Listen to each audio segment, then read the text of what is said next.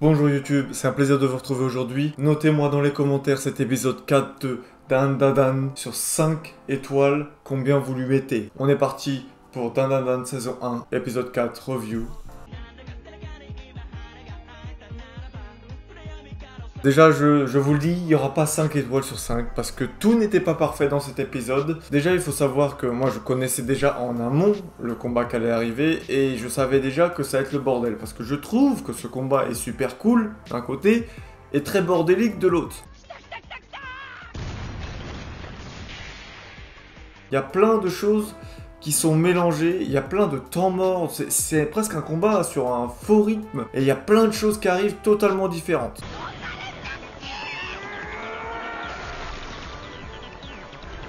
Déjà, au début de l'épisode, t'as Momo et Ken qui rentrent dans le tunnel, qui font un peu des blagues, voilà, on détend un peu l'atmosphère avant de passer sur un épisode tout à fait full action.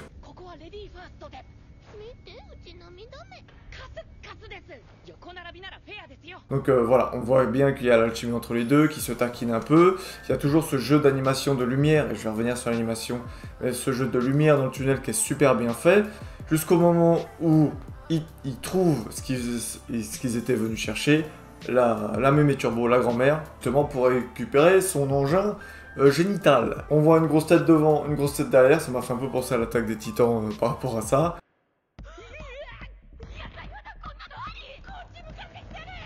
Et on voit qu'en fait, pour la grand-mère, d'une claquée de main, d'une bouchée, justement, elle aurait pu les battre. Franchement, comme ça, on aurait pu régler cet épisode en 1 minute. La grand-mère de Aiz avait prévenu justement Momo. Elle est très susceptible et elle succombe à toute provocation. Donc c'est ce qui va se passer, elle va la provoquer pour le défi à la course, voilà, pour trouver un autre moyen.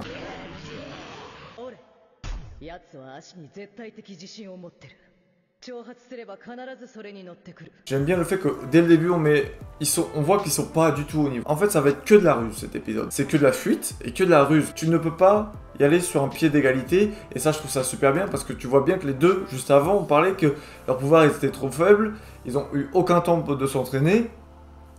Et du coup, ça sert à rien de faire un combat de brut, entre guillemets, entre les deux. Ce qui est intéressant aussi, en plus, c'est que la grand-mère, on dévoile, tout au long de l'épisode, la mémé turbo, on va découvrir tout son pouvoir. Donc, on a vu les deux grosses têtes, on a vu qu'elle pouvait posséder un corps, et elle pouvait contrôler des corps à distance aussi, tant que c'était dans son territoire. Donc, on comprend bien que les yokai, les esprits un peu, quand ils sont dans leur territoire, c'est ce qu'on a abordé dans l'épisode précédent, ils sont très très forts. Donc voilà, c'est un peu ça le début du cheminement. On voit plusieurs tactiques. Donc grâce à Momo, il y a un décompte de 10 minutes pour essayer de l'avance. La mémé turbo fait ses propres 10 minutes, qui ont duré même pas 10 secondes. Capture Momo, est sur le point de tuer Ken. Ken va, d'une manière assez ridicule, en lui mordant, comme elle lui a proposé dans le premier épisode, les seins, s'en sortir, et Momo va maîtriser son pouvoir quand, justement, dans l'épisode précédent, sa grand-mère lui disait qu'il faut que tu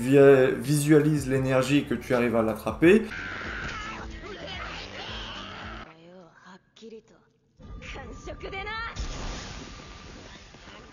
C'est exactement ce qu'elle a fait en situation critique. Pourquoi pas? Elle a essayé de le faire précédemment, ça n'a pas marché. Là, elle est dans une situation critique, elle arrive à le faire. Soit, en disant, c'est pas trop abusé. Mais du coup, ce qui se passe, c'est qu'il y avait dans ce tunnel un autre esprit, qui était un crabe, et du coup, qui est recouvert de humains, en plus de visages, etc., qui va les prendre en chasse, qui était un peu un allié de la mémé turbo, qui va les poursuivre.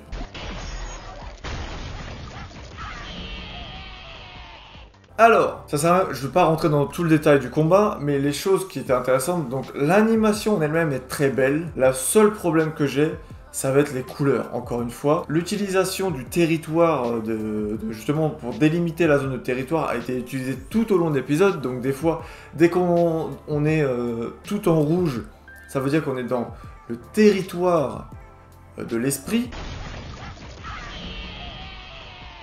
À chaque fois qu'on revient sur les couleurs de la nuit, les couleurs traditionnelles, c'est-à-dire qu'on est en dehors de son territoire.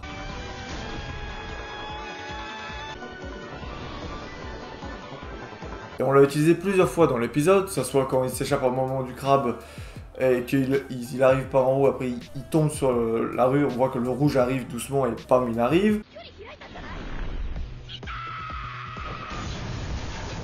Que ce soit à un moment la grand-mère, elle attend tout à la fin, sur le voie de chemin de fer, et le rouge juste devant elle, on voit bien que après c'est le territoire de la grand-mère, on l'a bien vu juste derrière.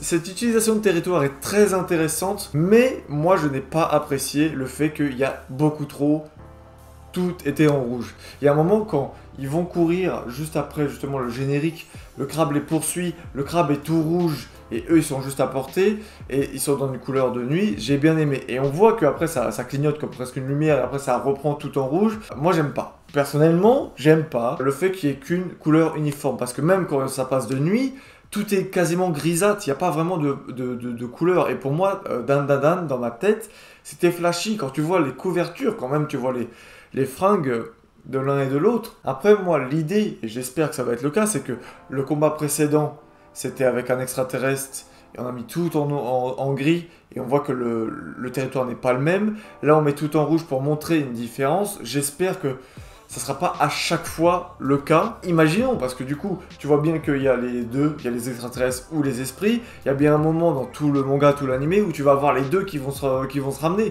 Comment tu vas expliquer la délimitation, la limitation de territoire? Vraiment, ça c'est le point négatif, mais le point positif, c'est que l'animation en elle-même, sans la couleur, est super belle. La poursuite, il n'y a aucun défaut. Quand il se transforme, c'est magnifique. Quand il court avec Momo sur son dos, très bien fait. Même il y a un moment où il y a une sorte de fusion entre leurs deux visages, où ça fait que de changer frame par frame. C'est super bien fait. Le fait que sa transpiration quand il court, parce que du coup il va très vite.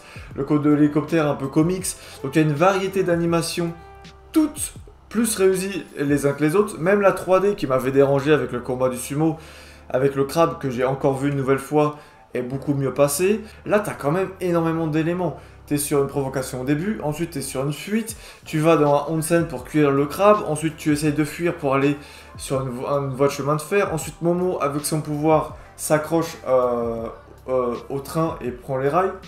Donc voilà, c'est super, parce que en gros, tout le combat, en fait c'est un faux combat, c'est juste une poursuite, et il y a plusieurs étapes, mais c'est un peu bordélique aussi. J'aime bien le côté original, mais je suis pas... Et moi je me dis que c'est déjà mieux que le manga, parce que le manga je trouvais ça encore plus bordélique, mais c'est quand même pas mal bordélique. J'ai bien aimé encore une fois la complémentarité. On est vraiment sur un duo. Quand c'est pas Momo qui sauve Ken, c'est Ken qui sauve Momo. Lui il va utiliser pour boire ses 2 coups de boost pour permettre à Momo de réfléchir. Elle va pouvoir... c'est lui qui court, elle dit bah va à droite, va à gauche pour aller au onsen, donc c'est le cas l'idée, lui il met en pratique. Grâce à lui encore, il s'échappe de l'armée des zombies, et elle, ça lui permet de réfléchir et de se rapprocher du train. Un travail d'équipe, et c'est super intéressant. Il n'y a pas Ken est le personnage principal et il va battre le boss final à la fin, où Momo est la personnage principale et elle va battre à la fin. C'est les deux, issus de leurs compétences complémentaires, vont battre un ennemi, et donc c'est eux les personnages principaux. Et c'est super intéressant, je trouve que c'est très original. Tout ça sur un fond de romance qui est joué à 100% dès le premier épisode, enfin dès les... Oui, le premier épisode, parce que direct dès qu'il dit son prénom, elle tombe un peu amoureuse. Ce que je peux rajouter aussi, c'est que, premièrement, il y a une très bonne utilisation de l'opening, parce que, en fait, pour quitter le tunnel et après arriver à la ville, pour l'animer, ça peut être compliqué. Et au lieu de l'animer, tu fais un truc très intelligent, c'est que tu mets l'opening à ce moment-là, et juste derrière, tu fais un peu une ellipse, mais très courte dans le temps, où voilà, tu gagnes tellement de budget d'animation, je pense. Ça, c'était très intelligent, je trouvais ça très intéressant. Ensuite aussi, l'OST que je voulais souligner, pareil, j'ai pas été un grand fan. T'as un remix du French Cancan, qui est une musique très utilisée, surtout le début, dans tout ce qui est film avec des canassons, j'ai envie de dire. Ça marchait dans le thème parce qu'il était justement à Califourchon, elle le chevauchait entre guillemets, et donc ça allait dans le thème. C'est un petit remix aussi, c'était pas mal. Et derrière aussi une sorte de musique où ça s'accroche au train un peu. C'est pas pop, mais c'est pas hip-hop, je pourrais pas dire quelle musique c'est, mais j'ai pas été un grand fan non plus. L'OST j'attends de voir ce que ce que ça va donner. J'ai bien aimé aussi la partie première personne et troisième personne on reprend, quand justement elle a califourchon et qu'elle traverse toutes les rues de Tokyo et que justement il y a d'autres personnes qui rigolent. Donc tu rajoutes un petit peu de comics dans cette situation d'action, et en plus ça rapporte une autre perspective aux scènes de combat, et c'était pas dérangeant, et je trouve que c'était bienvenu, ça n'a pas duré une plombe. Super. Il y a une utilisation intelligente aussi de la grand-mère, parce qu'en fait, la seule personne qui peut battre Mamie Turbo, on l'a vu dans l'épisode précédent, c'est la grand-mère. Tout l'objectif a été une fuite pour emmener la Mamie Turbo voir la grand-mère de Momo. Ça a été fait de manière très intelligente, cette utilisation de personnages, cette utilisation de territoire, et on voit très bien que dès que la Mamie Turbo arrive dans le territoire de la grand-mère, c'est terminé, elle le démonte, le crabe n'existe plus. On voit que le crabe avait en lui des jeunes filles qui étaient un peu de manière dramatique violées, abusées et tuées.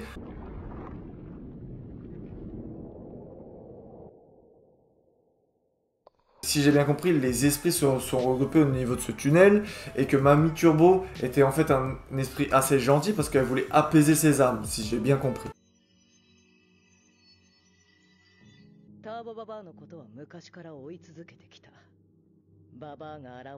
Donc voilà, la morale un peu de cette mini-arc, ce premier arc très petit d'introduction de Dan Dan. À la fin aussi, on voit qu'il y a un festin, un peu comme tout shonen, c'est quand t'as une grande aventure, ça part en bouffe.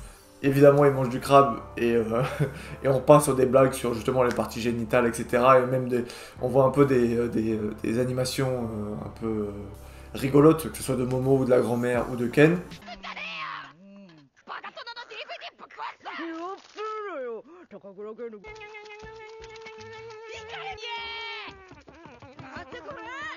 Dites-moi ce que vous avez pensé dans les commentaires. Dites-moi si vous êtes d'accord avec moi pour l'animation. Moi, je vous dis à la semaine prochaine pour l'épisode 5. Merci de me suivre. N'oubliez pas de partager, liker et aimer la vidéo. Je vous dis à la prochaine.